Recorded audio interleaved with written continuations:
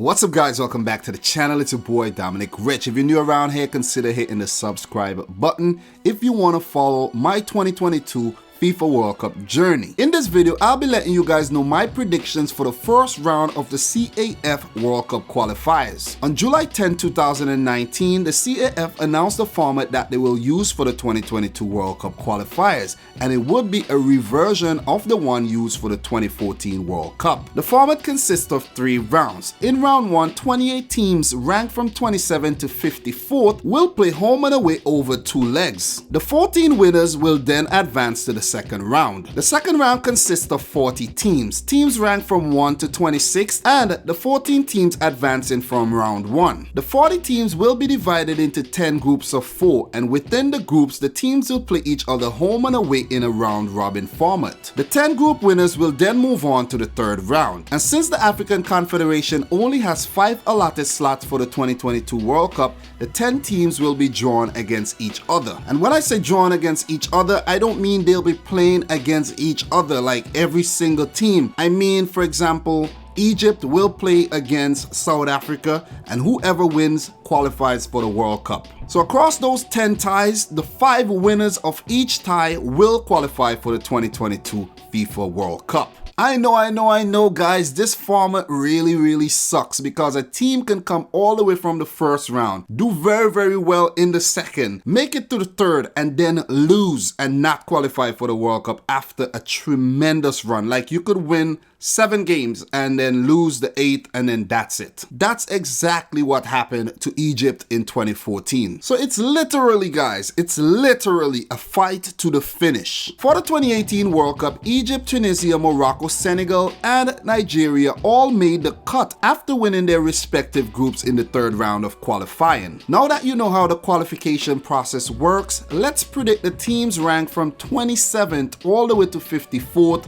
That's 28 teams playing 14 ties, home and away. So let's do this. Let us do this. It's not easy because most of these teams are minnows, but guys, we have to predict. We definitely have to predict. So 14 of these teams will no longer take part in World Cup qualifiers after the first round is over. Like, it's done for these teams. And I'm gonna let you know which teams are gonna move on and which teams won't. For the first tie, Ethiopia against Lesotho. Lesotho is a very small landlocked nation within South Africa, and we all know about Ethiopia. I don't need to explain where Ethiopia is. For this tie, I'm gonna go with Lesotho. They weren't too bad in AFCON qualifiers.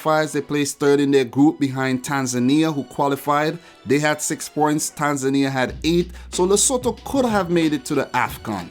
As for Ethiopia, they haven't been doing too well, and their only standout player is their all-time leading goal scorer Gatane Kebede. And I don't think he can do it all by himself, so I'm gonna go for Lesotho, who looks like a better unit. The next matchup, Somalia against Zimbabwe. Guys, I don't really need to elaborate too much with the quality that Zimbabwe have. Knowledge, Masuna, Kamabilia, Marvelous Nakamba, and they did put out a respectable performance at the African Cup of Nations. So Somalia, guys, I found absolutely nothing on this team, and they are not a very well, they are a minnow. If you have to think about a minnow, a definition of a minnow, Somalia will show up. The next matchup, Eritrea against Namibia. Well, I don't really have much to say about Eritrea. They are not really a well-known footballing nation, but maybe I could just say RIP Nipsey Hussle because his people is from Eritrea. I think he is actually from Eritrea.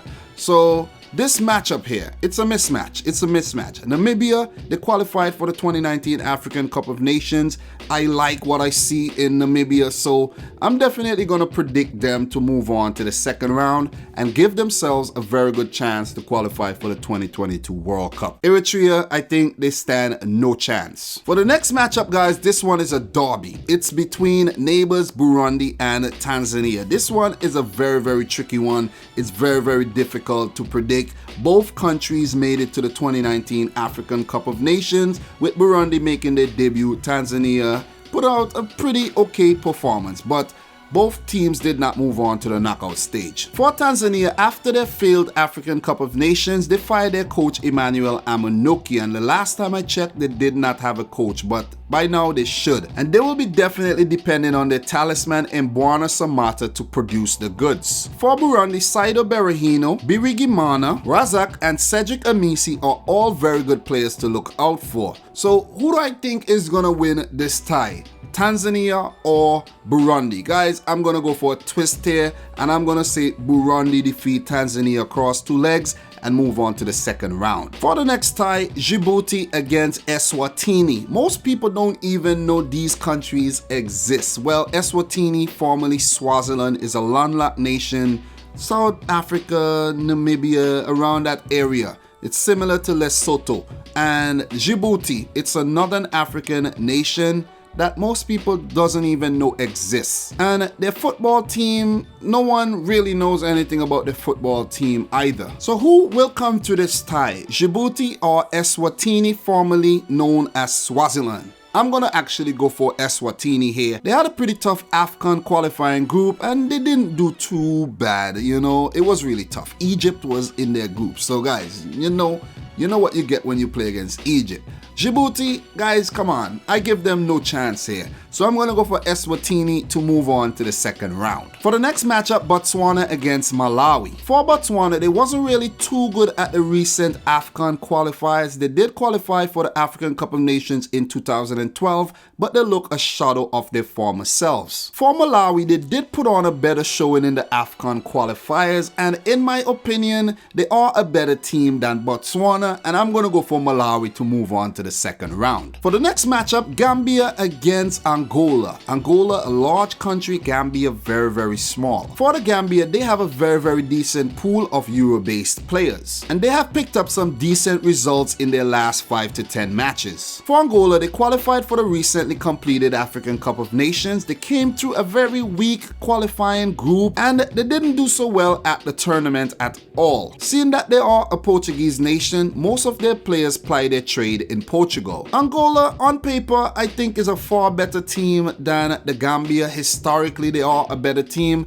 But guys, I'm gonna go for another twist here and say the Gambia come through ahead of Angola. Sorry, Angola, I know you qualified for the 2006 World Cup, but you have never been the same team since. For the next matchup, Liberia against Sierra Leone. For Liberia, it seems like they are going through somewhat of a rebuilding process, and they have a very, very good pool of young players. And I think since George Weah was elected president, the team has a lot of inspiration to draw from that. For Sierra Leone, they were recently suspended by FIFA, so their development has been halted somewhat. But you do have to look out for their talisman Umoru Bangura, who plays for FC Zurich in Switzerland. He is a defensive type midfield player, but I think they would need more than just Bangura to defeat Liberia here, so I'm gonna go for Liberia to move on. For the next matchup, Mauritius against Mozambique. For the ones who do not know, Mauritius are a group of islands located in the Indian Ocean, and Mozambique is on the mainland. They are a Portuguese speaking nation. For Mauritius, they do have some decent players who ply their trade in Europe, and they do have a very good record against teams similar to themselves. Well, I mean minnows. For Mozambique, with their Portuguese influence, they have a very decent local based squad, and they only missed out on a place at the recently concluded 2019 African Cup of Nations only because they had an inferior head-to-head record to Namibia. So that was very, very close. So I'm gonna go for Mozambique here, who seemingly are the better team. Sorry, Mauritius. For the next matchup, we have Sao Tome and Principe against Guinea-Bissau. This is a Portuguese derby, guys. This one is fun, right? For Guinea-Bissau, they qualified to the recently concluded African Cup of Nations by topping their group. That's quite impressive, right? And they do have a lot of players who play their football in Europe. Well, I'm not saying that if you play in Europe, you are a better team, but guys, you know they have the advantage with more quality players. For Sao Tome and Principe, they do not have have a very experienced team, and I don't think the Twin Island nations stack up well against their rivals. So I'm gonna go for Guinea-Bissau to move on ahead of Sao Tome and Principe, a place that most people doesn't even know exists. For the next matchup, South Sudan against Equatorial Guinea. And for a little fun fact, guys, Equatorial Guinea is the only African nation that speaks Spanish. And despite missing the 2019 AFCON, they do have a decent team with a lot of their players playing their football in Europe. For South Sudan, this is a country that split from the original country Sudan that still exists to this day. They played their first international match in 2012 and they lost all 6 of their AFCON qualifying games. So you know what that says, guys. They are not very good. So I'm going to go for Equatorial Guinea to move on. Enough said. For the next matchup, the Comoros Islands against Togo. For the island nation of Comoros, also located in the Indian Ocean, they do have a decent roster of players. And one that stands out the most is Ben, who plays his football for Red Star Belgrade, and he will be playing Champions League football this season.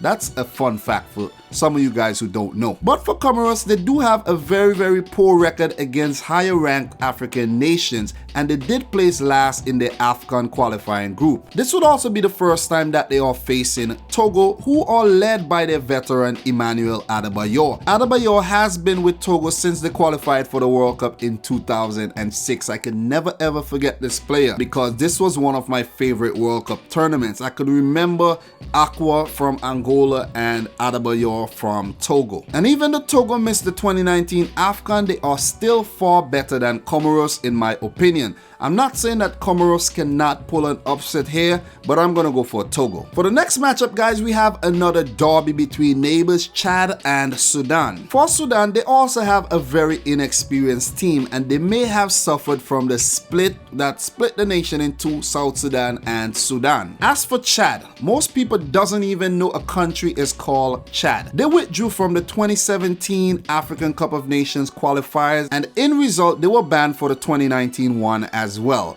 It's a very mysterious footballing nation, and I'm not gonna go for them to pull off an upset here. I'm gonna go for Sudan to move on to the second round. Guys, do you agree with me here? And guys, for the last one, the Seychelles Islands versus Rwanda. For the Seychelles, they placed last in the African Cup of Nations qualifying group despite picking up a draw against South Africa. But all in all, I would still conclude that they are not a very strong team. For Rwanda, they are also not a very strong team. They did place last in the AFCON qualifying group despite picking up draws against Guinea and the Central African Republic. They will be hoping to draw some inspiration from their captain and most capped player Haruna Niyonzima. For this clash, Seychelles against Rwanda, guys, I'm gonna go for Rwanda to move on to the second round. And that completes my predictions for the 14 ties. That was long, right? So guys, let me repeat the 14 teams I think are gonna move on to the second round. Lesotho, Zimbabwe, Namibia, Burundi, Eswatini, Malawi, Gambia, Liberia, Mozambique, Guinea-Bissau, Equatorial Guinea, Togo, Sudan, and Rwanda. So guys, that's my prediction for round 1 of the CAF 2022 World Cup qualifiers, man. That took a lot out of me, the research and the whole production that went into this video. So if you're new around here, make sure you subscribe and smash the thumbs up button. Also in the comment section down below, I want you to know if I missed any big talking points, if I made any mistakes, just put it down below. And also guys, let me know your predictions for the 14 ties. So from your boy Dominic Rich, and until next time, peace out. Rich Squad. Also guys, do you like my South African kit?